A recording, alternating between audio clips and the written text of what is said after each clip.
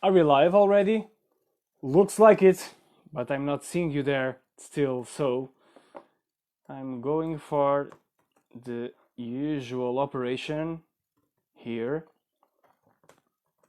hoping for you to come in the meantime.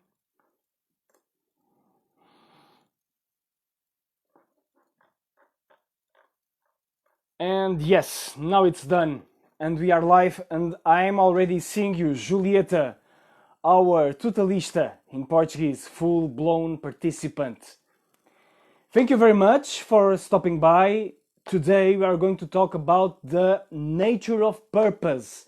The nature of purpose that I will use a set of principles, a set of 10 principles to um, to define, to characterize, to paint a portrait of purpose for you to take and to grasp deeper layers of interpretation, of application, of belonging, of applying to your own reality, because that's the way it should be. Because purpose is for you to take, it's for you to live, it's for you to share with others, from the inside out, for you to take your own nature and give it to us to the best of your ability. So I do hope so that these principles can make some sort of contribution in order for you to do so, that these 10 principles can guide you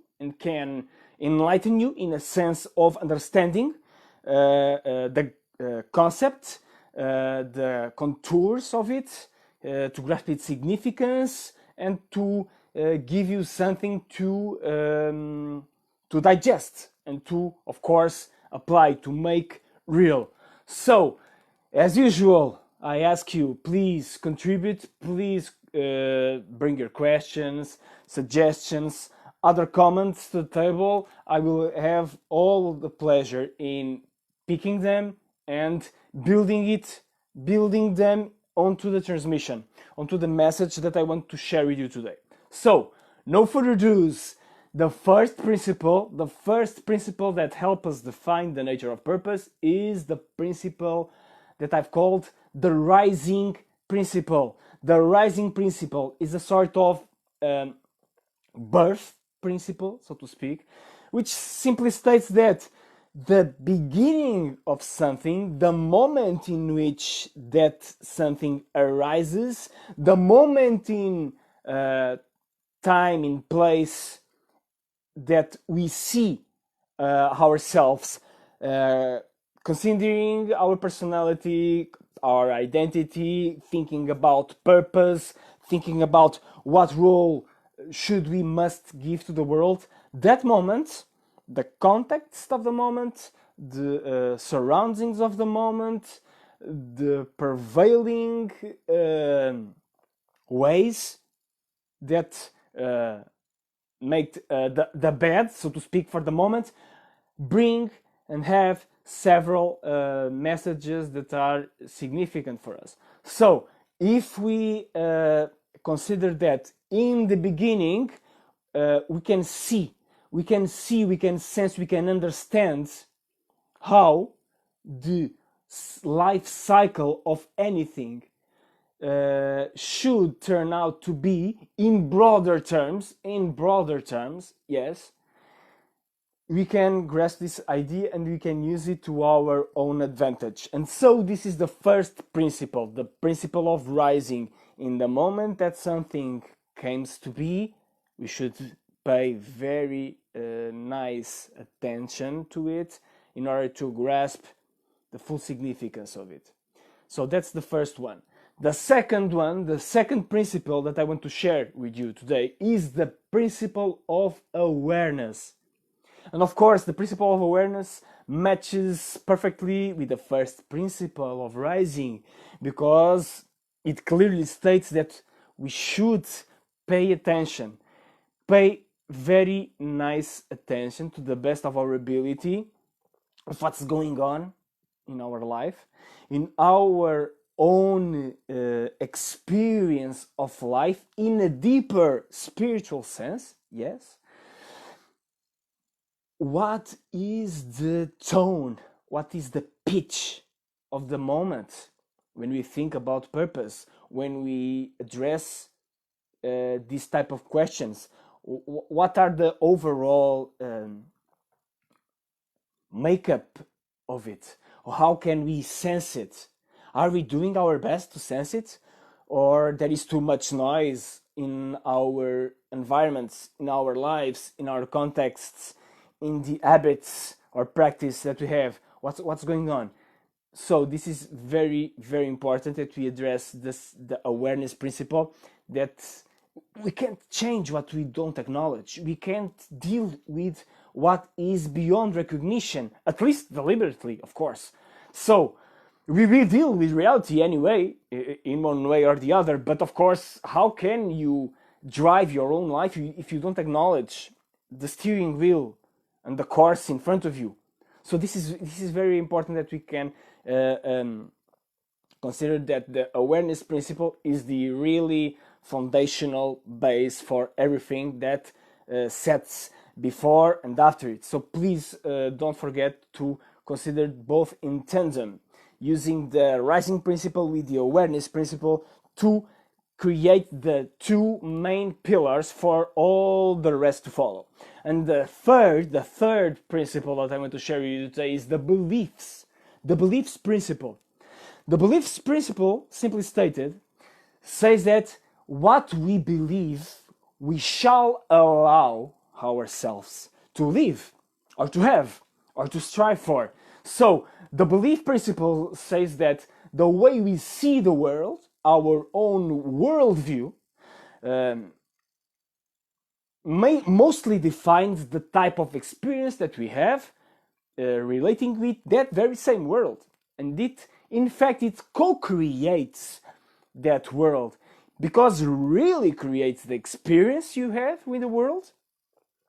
And in that co-creative principle, like Mr. Eisenstein spoke about, like the Eisenstein principle is to the subject and the particle and the subject, the observates the particle, they are co-influencing one another, they are co-creating one another. So our own beliefs, the filters by which we signify reality, are making are bringing the perfume, are bringing the colors of that reality, are putting in place that very same reality. So please be very, very attentive. What type of thoughts do you nurture about your own reality and the outside reality? Wow, how do you think things will turn out regarding your own sense of authentic expression, of searching and putting forth your own passions, your own interests, your gifts, your abilities, your talents? How do you deal with the sense of you being a being into the world ready to co-create it? Do you even consider the possibility of co-creation, or is something outside of your normal perception of you living your purpose, of you being the way you are into this world? So I believe this is the trifecta, so to speak, these three principles: the principle of rising, the principle of awareness, and the principle of beliefs.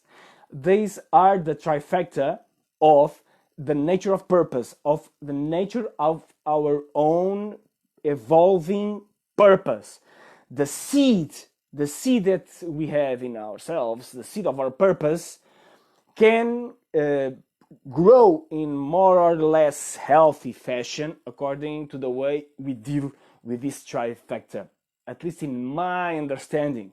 Because if we connect this trifecta to the ancient traditional wisdom, like in the Tree of Life wisdom, we are dealing with the world of emanations, and the world of emanations defines all the other stages of manifesting, of realization that are going to be in our path. And we are still having 7 other principles to consider in the nature of purpose. But now I'm going to read your question, Julieta, or comment.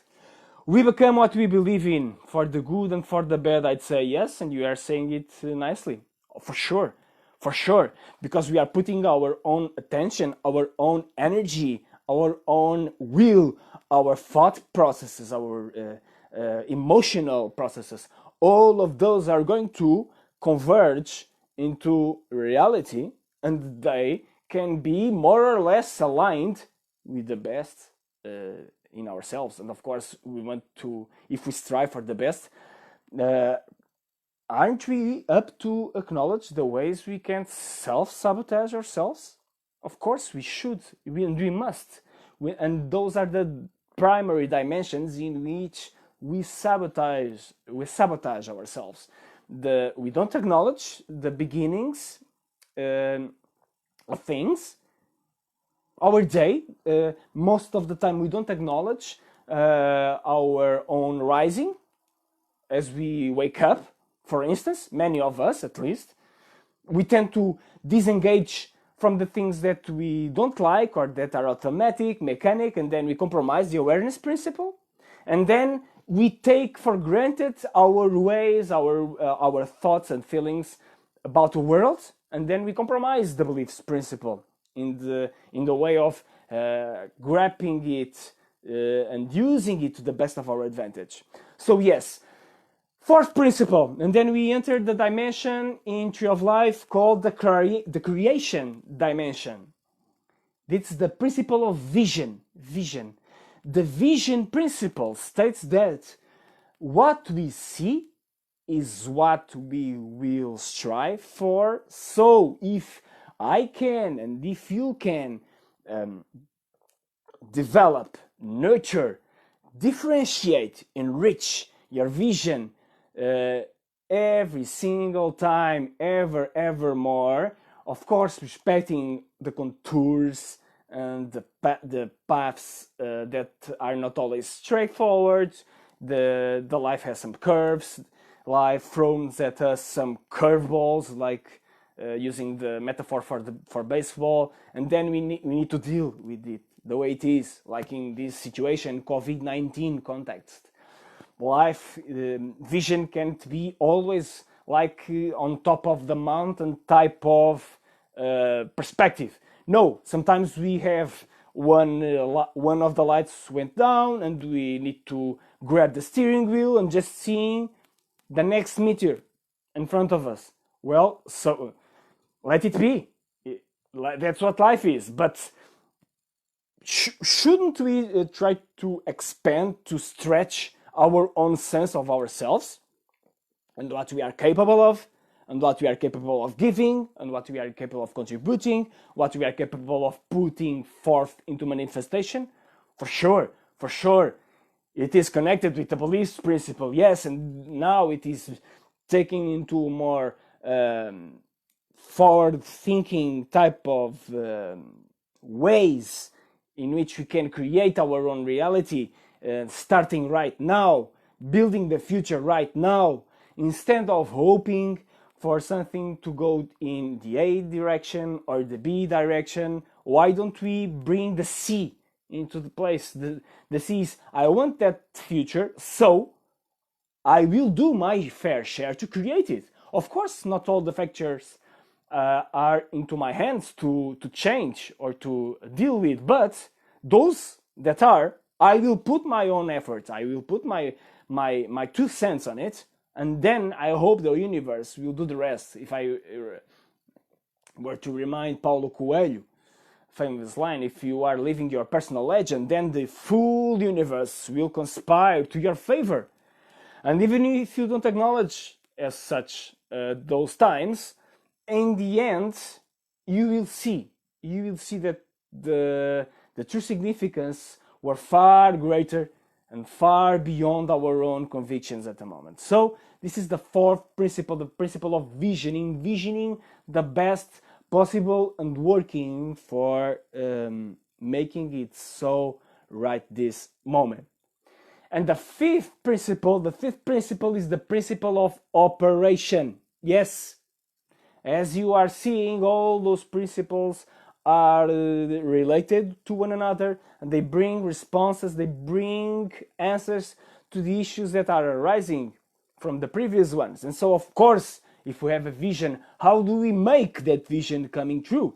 What type of practices, what disciplines, habits, routines, protocols can we already put into place and unleash their power, put forth the effort, go the extra mile if needed, in order for them to create and to have some more muscle, some more flesh, for us to get even more of it, to create the virtuous cycle of having more resources to deal with, to serve, to create, to contribute, arising from that applying that application, that operation of what we already have, of the resources that we already have. So this is a fundamental principle. Of course, it's only one, but it's one fundamental principle, the principle of operation, of making the best dish possible with all the eggs, with all the ingredients, with all the things that you have already into you, inside and outside you. That's very important. And so the sixth principle is the principle of mapping. It's the principle of mapping, or the principle of organization. As we start to pile some resources, even to our advantage, we need to organize, to systematize, to see how the different pieces fit into an overall pattern. How do we can put our own best ways forth every single way, in every single day, or at least more days that we do so, that the other way around. So how can we organize, how can we map, how can we deal and making transitions and shifts from the broader perspective to the more micro perspective, the specific perspective? How can we deal with those realities in a way that works, in a way that puts us really in repeated terms, our creative expression, for, of course, the expression of our passions, interests, capabilities, competences, gifts, talents, all the things that make purpose into our life. And we've talked about it in other Facebook lives. You can check that if you want. So the mapping principle is a principle of organization, of understanding how to make things work in continuum, not just one day or the other. No flash of genius. No, continually putting forth our own value, our own contribution, our own path, in a sense. That's the way it is. So this is the sixth principle.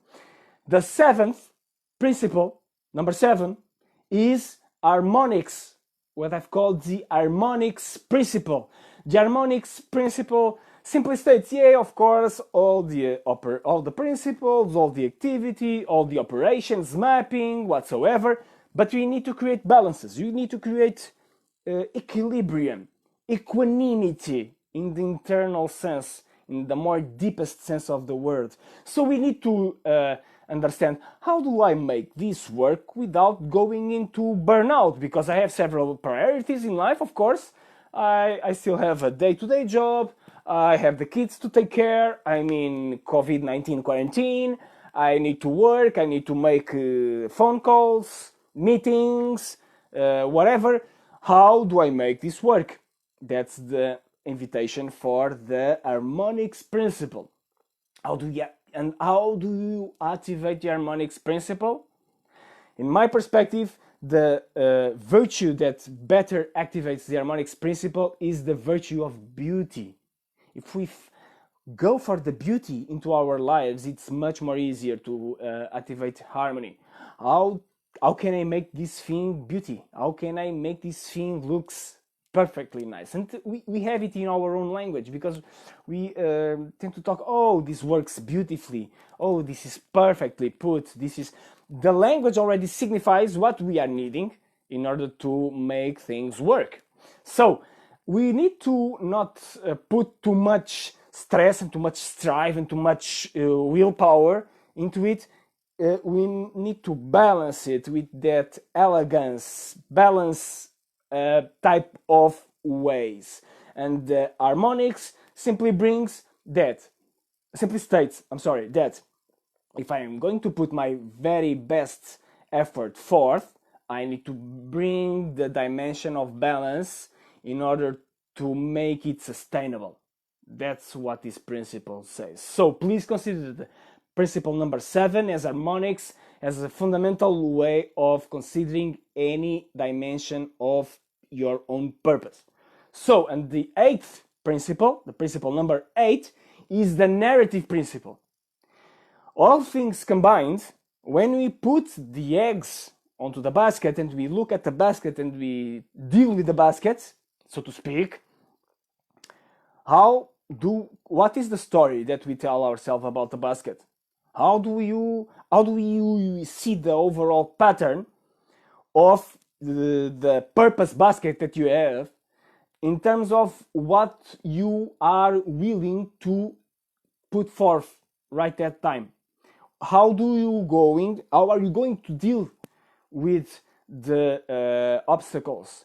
Do you acknowledge that there are going to be a force called resistance that are going to try at least to undermine your efforts when you set a mark to achieve or a goal to make true?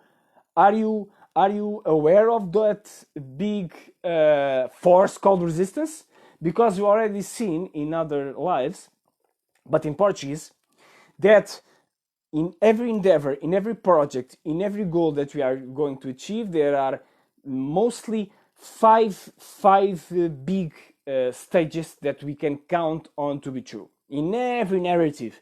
And the first stage is the inspiration, the emergence of the goal type of stage, that we are going to be inspired because we are going to achieve that type of thing. We are pumped, we are motivated to go for it, to find our best sides and resources on it. But then we are going to face a kind of wall, and that's the second stage. The resistance sets in, and then we need to deal with that form of resistance until we go to the third stage, and this is storytelling narrative theory that applies to our human lives also, and that the third stage is like added complications to it, that we are going to deal with several challenges. We are solving ones, we are putting others aside, and maybe they can get piled up, or they get, like in a boomerang effect, they can be developed to us and we need to deal with it at the time. But anyway, we are at the third stage, we are full throttle dealing with stuff. And then in the fourth stage in this narrative, we are going to face the main obstacle, the main thing to be overcome, to be conquered, so to speak. It's the climax stage. In every action movie you can see the climax stage. It's like the hero battling the villain. And so in our own endeavor, we will find this type of stage. Big climax coming in. Are we going to win or are we going to lose? That's life. Only us in the moments, our best effort, the thing taken care of or not, that will bring the answer. And then the fifth stage is the stage of the resolution. The stage that we win or we lose, but now we pick the conquest or the pieces of the defeat, and we will make a different thing from now on. Life continues, winning or losing, that's life. So how are we going to deal with the next step? And so this is the main. I'm making this parenthesis to presenting you overall way of you dealing with your own narrative and applying this principle of narrative into your own life. And this is the eighth principle of the nature of your purpose. This is the main theme here. If you just came by to this Facebook Live, please go flashback the other principles and understand the line that we are, the arc that we are progressing here. And then it's the principle number 9 of the nature of purpose that I want to bring here with you. It's the consistency principle. The consistency principle simply states that depending on how well we addressed the all other principles that we have to deal with, that will make or break our own authentic expression, as we call it, purpose, in that specific context, of course. And we can always go back and make things better. Not the very same way they were supposed to be, but in other opportunities, because there are several waves of purpose in our own lives, and so we shouldn't give up just because one thing is not exactly what it should be. But we can acknowledge also, wait a minute, I'm doing things okay, I'm doing things to the best of my ability, and yes, I'm being consistent, yes, I'm putting the effort, yes, I'm making the balances between going the extra mile and making equanimity and equilibrium and harmonics and beauty into my life.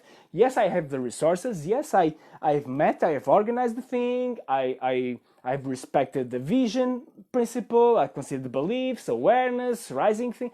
So everything is consistently getting their fair share of attention and effort. So let's trust, let's have patience, and let's trust life. Let's trust the baking of the cake. Let's trust the pregnancy of the baby of our purpose. Let's continue to put forth, one foot in front of the other, our own best efforts, and leaving the space for it to revel, for it to reveal itself in the 10th principle, which is the principle of fullness application, fullness expression.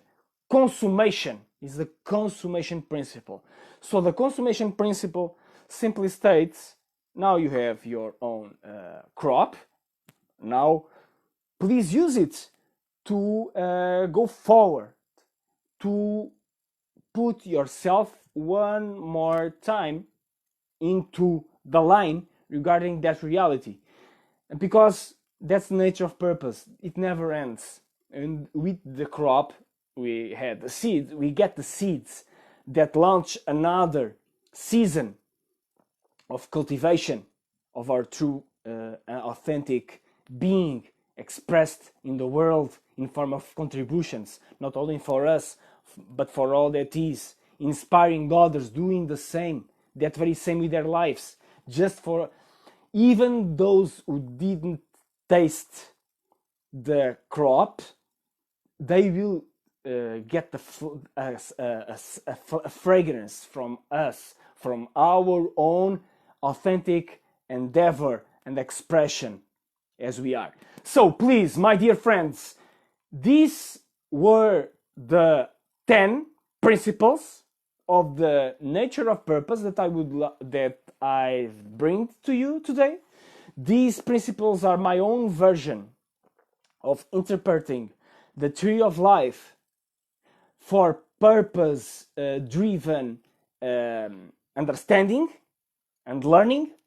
And so now, of course, as usual, as always, bring your questions, send me a message in this platform or an email to julio@juliobarroco.com.